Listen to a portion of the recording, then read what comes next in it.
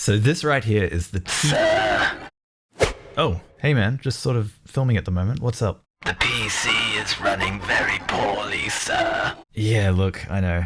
Actually, do you think you could have a look at that when you get a chance? It's been kind of bugging me when editing. I already have. You need a new GPU. A new GPU? That's kind of expensive. I don't think I can... The RTX 3080 would be a suitable candidate. It balances price to perform... Yeah, that's fine, but how am I going to pay for it? Imagine this, sir. What if Raid Shadow Legends sponsored this video? Raid Shadow Legends? Yes, sir. Won't that annoy some people? Almost certainly, sir. Okay, so what if Raid Shadow Legends sponsored this video? You'd get to hear all about its awesome collection of over 700 unique champions, a super detailed and tactical RPG battle system, incredible graphics, and intense combination of PvE and PvP content. Alright, that sounds pretty good. Lucky for you, this video is sponsored by Raid Shadow Legends, so let me tell you some more.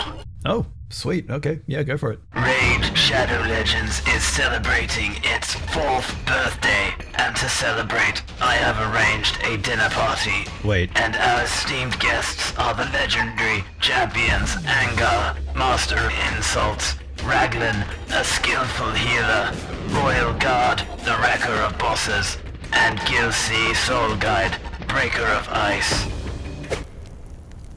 So, do you like 3D printing?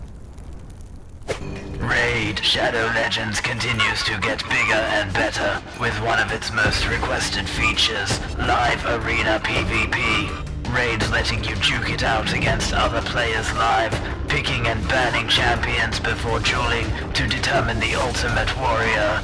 It's not just prestige you're fighting for though. Live Arena is bringing some awesome rewards too. I'm talking new artifact sets, fragments for a legendary Void champion, and special Live Arena crests that unlock powerful new bonuses at the Great Hall. With all of this exciting stuff and more coming to Raid, if you haven't started playing yet, then what are you waiting for? Use my link in the description or scan my QR code to get insane bonuses. We are talking an epic champion Kellen the Shrike, and other useful things like energy refills, magic potions, and XP brews. Wow. Okay, awesome. Thank you, Raid Shadow Legends. Please follow the link in the video description and start your adventure today. Can I have my phone now, please? No, sir. So this right here is the Teeth of Terror from Redwarded Miniatures, also known as Cornivius. A brilliant little chainsword model freely available on Thingiverse, and here is a mostly printed life-size version of it I made a couple of years ago. And, well, yeah.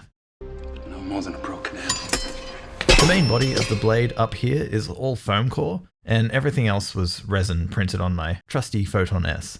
It looked pretty damn impressive before it immediately fell to pieces. There was an attempt to strengthen the connection here, but as you can see, this thing never really stood a chance. Like these teeth, for instance, they're just stuck in with wire and super glue. And so ever since this blade was broken, well before this YouTube channel was even a thing, it's been my desire to reforge the blade by starting completely from scratch and at long last giving it the sturdy construction and ease of printing it deserves. I've always known when I redid this chainsword that it would be in filament rather than resin. The new and improved version should be able to go together entirely without the need for glue. Open lock clips ought to work super nice for that. It would also be good to chop the model up in such a way that there are as few seams as possible, and if I can get away with it, be printed entirely without the use of supports. And finally, the tolerances should all be such that you can slot all this stuff together once printed without having to fight it. Remember the last video how we had that little issue with the models confusing Lychee Slicer and producing failed prints? While that's definitely annoying and you don't want that in your final files for 3D printing, this little Teeth of Terror chainsword was never merged into one, and for our purposes, this is actually a huge win in terms of modifying this design to be a multi-part print. The meshes are all super clean and simple, so this should only take me a day. Right, so I'll spare you the excruciating details, but this is actually a lot of work. Entire sections of this model had to be rebuilt face by face, and making sure everything will assemble together right meant a lot of time just staring at the screen, not actually doing anything other than trying to think it all through joint by joint. Print orientation for each part was a big consideration too, and so modifying some areas to remove islands was required. Some parts like the teeth I felt could use more detail, so I changed those up slightly. And unfortunately I had a lot of trouble using the Boolean operation because unless a mesh... Oh, what's a Boolean? Sorry, so there's a few types, but basically the one I want is called a difference Boolean, where you can subtract part of one model using the section of another that overlaps with the first. You see? Boolean. Rhymes with Julian. So anyway, Blender is very particular about when this will work or not. You basically need to have perfect manifold meshes, otherwise Blender just refuses to do it. No way. Not this time. No. Not a chance. So I ended up doing as much as I could in Blender and exporting everything out and doing my final booleans and cuts using Microsoft's 3D Builder, which just really doesn't care what you throw at it. It'll just brute force its way through any problem. The files are ready for printing. By the way, if you want these files to print off too, I've made them available over on buymeacoffee.com/176side. I did speak with Cornelius about this and he's cool with it for the first 30 days, after which the files will be made freely available over on Printables. So thank you, Cornelius, for the opportunity to earn some more coffees. I really appreciate it. We are already 40 coffees closer to making these videos full time, only 400 to go. I have faith, send help, 440 coffees, 2023. When I did the Squig video over Christmas, I had such a fun time using those Neptune printers from Elegoo that I got super enthusiastic about FDM printing. Made a bunch of stuff around the house and watched loads of videos online all about it. And I was thinking to myself, man, I'd really love to learn all about FDM printing this year. Well, the universe heard my call because Sovol sent me their new SV06 printer, and I couldn't get it to work. The SV06 is a very promising little machine on paper, boasting dual Z motors, auto leveling, direct drive extrusion, and an all-metal hot end, linear rods, a PEI-coated magnetic flex steel sheet, and a fully open-source design, which I all love. It came packaged well, was easy to build, comes with nice documentation that walks you through everything you need to know and do, and they include some pretty handy little tools like this nozzle wrench, and what is probably the nicest set of clippers I've seen come with a printer yet. Yes! Zork! This is my favorite thing that comes with every 3D printer, honestly. Get out of there. Ah, yes, the little blue nippers. These ones actually feel nice, like, oh yeah. So thank you Sovol for sending this over to use on the channel. I just wish it worked. I was essentially experiencing some kind of under extrusion issue that kept leading to really horrible print quality and eventually clogs in the hot end. It looked like maybe the filament was snagging in there before eventually getting stuck. See that? See how it stopped? Then it goes. And then, oh, there's like a weird bit.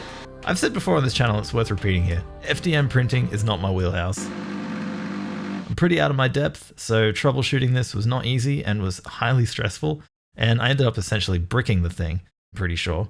So the filament all passes through the extruder fine, and then, yeah, it seems to get to here, into this area, the heat break, which, do you see that? It's got play in it. I'm going to try and figure out a way how to see if I can tighten that. Oops. Oh, I'm melting wires. It's not moving.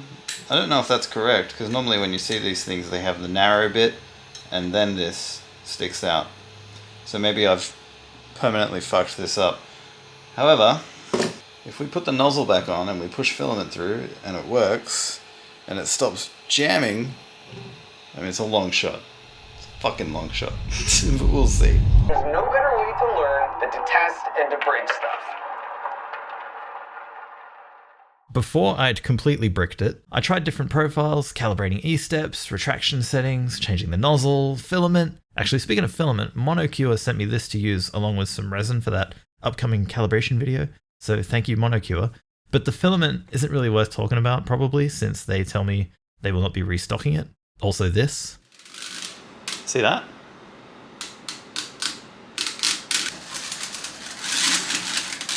There's another one. So yeah, that was a thing. I tried their filament on the Neptune 3 Pro and it printed great. So maybe it's not a big deal, but whatever. It is on sale if you do want to pick it up. But yeah, I ended up switching to eSun PLA Plus just because I've used a lot of this before and I know I can count on it. Here's something else I didn't realize about FDM printing. Not all hot ends that look like this are the same. I went on Amazon and bought the first one I saw that had overnight shipping, thinking that These are all interchangeable and yeah, not even. Totally different in every possible way, like the size of the heat break, the size of the block, bolt length and diameter, and even the distance between them. Even the connectors are different. Thankfully, Sovol kindly FedExed over a whole new extruder assembly, so I was able to drop that in, and nothing. Weird. I tried updating the firmware to the latest version, double checking all the connections were good, and yeah, I guess the replacement they sent me is a dud as well. Which honestly at this point has me questioning Sovol's quality control. 2 for 2? God damn. I had a suspicion that the PCB on the extruder was to blame, so I swapped them over and what do you know, it works now. I'm pretty sure my experience here might unfortunately be a common one when it comes to FDM printing.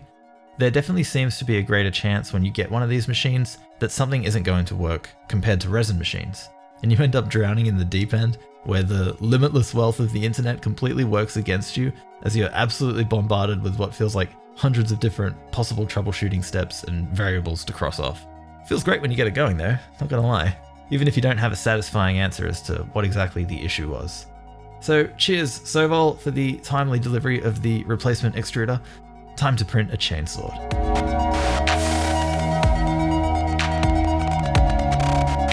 The Sovol, with all its teething issues finally sorted, was putting out fantastic looking prints. I did have some issues with bed adhesion on the right side. Spaghetti! That's a bummer. But I later resolved this by just running the automatic bed leveling again, and now it seems to be fine. Because I was quite far behind now in this project, I decided any parts that had failed, I would just run them off again using the Neptune printers to try and catch up. I've included Cura plates with support blockers to make this easier, and some tips for you if you decide to print this off yourself is to use tree supports for these parts, and definitely throw a brim on this part. Everything else can be printed with supports off in the orientation the files have been provided in. Just drag them in, slice them, and print. I've got to give a big shout out to Ashby on my Discord here for printing the chainsword files while I troubleshooted the Sovol and waited on the replacement parts. He was able to provide me some incredibly valuable feedback to improve the tolerances and make everything fit together that bit better. So thank you very much, Ashby. Your chainsword is looking sick, man, and I can't wait to see how you paint yours up. And look at the fit on these parts. And while we test fit these revised parts together, I want to also thank all the latest supporters of the channel here as well. So massive thank you to David Bresson, Boko, Julian Putnam, Big Crazy Gamer, Politovsky, Roborome, Baden Kernau, Colossal Desk Engineer, Thumbdugger, Whalen, Fat and Cute, Ash Brock, Nathan L, Cameron Dent, Brandon Wheaton, Josh Hillcock, Jeremy Borowski, Delta, Frazzledad, Captain Morgan, Ian Froststen, why is that hard to say? Boffman and Gilbert. You guys inspire me. Wait, how's this for a happy accident? If you take the very end piece, Blade 3, and the very first piece, Blade 1, so I'm still waiting for Blade 2 to print, which is the one that goes in the middle, but because they use the same joint, if you want, you can actually put this thing together in a tactical short chainsword configuration. Oh, that is so cool. While I didn't hit all of my design goals, I'm still really happy with the way these files have turned out. Everything snapped together wonderfully using those open lock clips. Only one part needed gluing, which was the little hose thing that sits on the top, and I just used super glue for that. The only thing I did notice is the little clip that goes into the end of the pommel to lock it in place with the guard was a weak point. And even a little bit of play in it here made the whole handle feel kinda loose. Gluing that handle together made this thing feel 1,000 times stronger.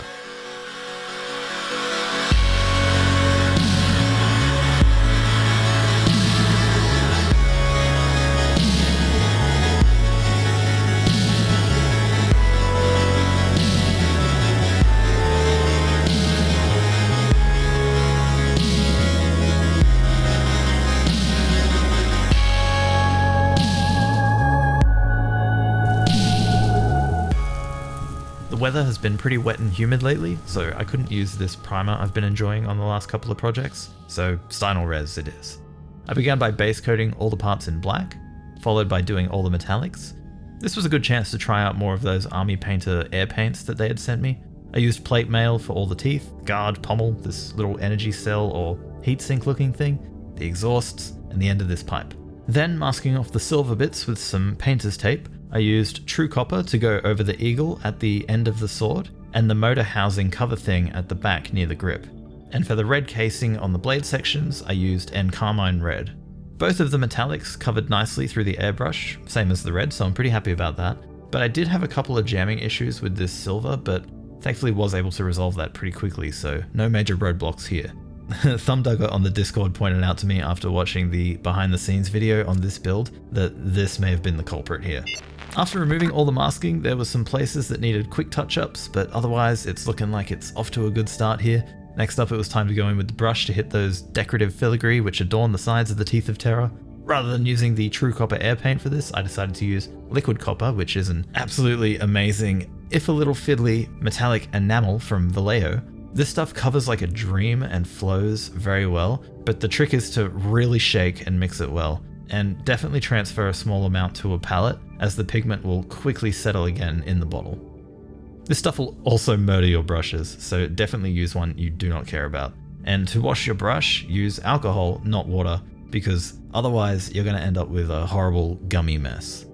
After touching up a couple of spots of overspray and color bleed, it was now time to finish off this fine blade. I want to grunge the absolute hell out of it with a nice filthy oil wash, but before I do that I need to varnish it for two reasons. One, the Stynylrez res doesn't appear to have the best hold on the PLA filament, and I did have to touch it up in a few areas, so a varnish should hopefully lock that in place. And second, when I go to remove the excess oil wash with spirits, the enamel copper paint will be stripped away, so that's definitely got to be sealed in as well. It is the holiest of sacred oils. Oh. It's been sitting a while. It's gone all weird. Oh, I hope it's still usable. Hang on. Let's have a look here. Oh my god. Gross. Oh yeah. Oh yes, it's beautiful. Alright, here we go. Oh yes. God, it looks so good. Oh, look at that. Look at that color come up. The layer line pattern. That's glorious. Look at that, man. Look how good that looks. Holy shit. Oh, I love that. Alright.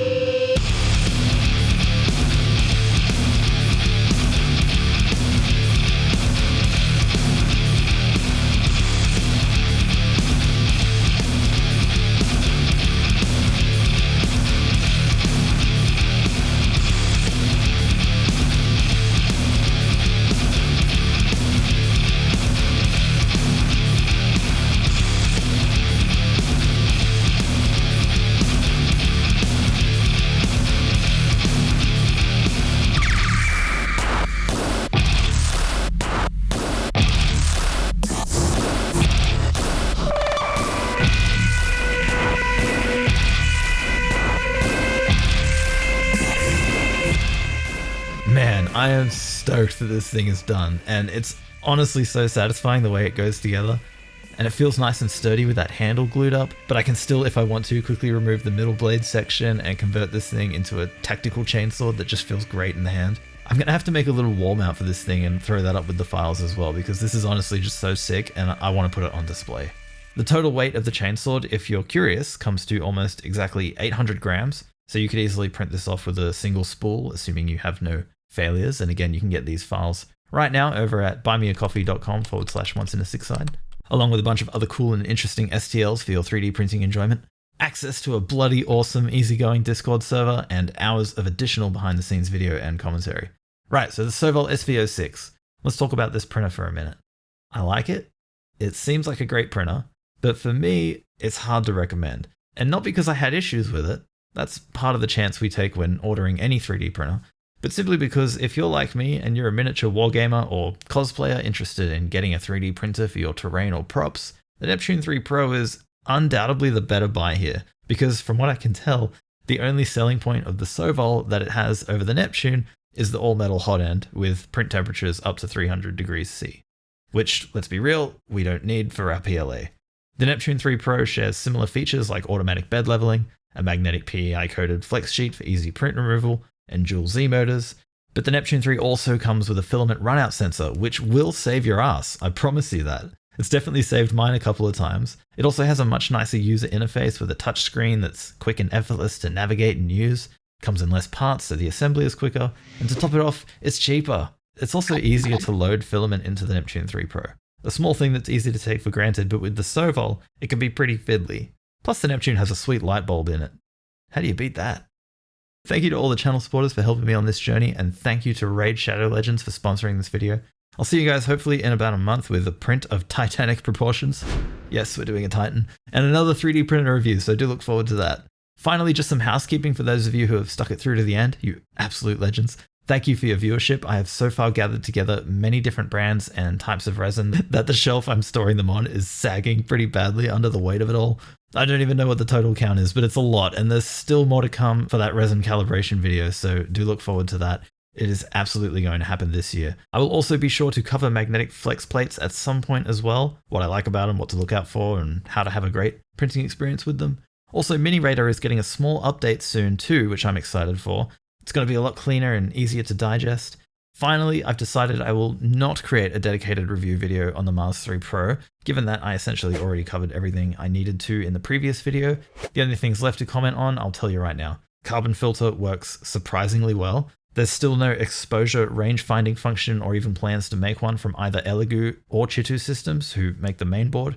And it can be kind of a messy printer when removing large prints because the vat isn't really wide enough to catch all the little spills that will naturally happen. Otherwise, I absolutely love it and it's been my go-to printer since, so big thumbs up from me for the Mars 3 Pro. Definitely pick one up if you've been interested in dipping your toes into 3D printing. Right, housekeeping adjourned. See you all back here soon-ish. Auto ham. Oh, it's going.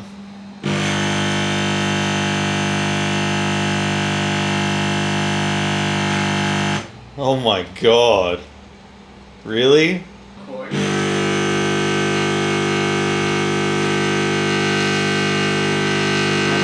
Apparently, it doesn't have little switches to know when it hits the end, and instead it relies on knowing when the motor's bottoming out. Which is a bit jank. Yeah. Hey, if I should do it on my own. Yeah, you should tell you what, look, I think I thought about it. I can manage to work. Sounds great. Alright, let's just do a benchy.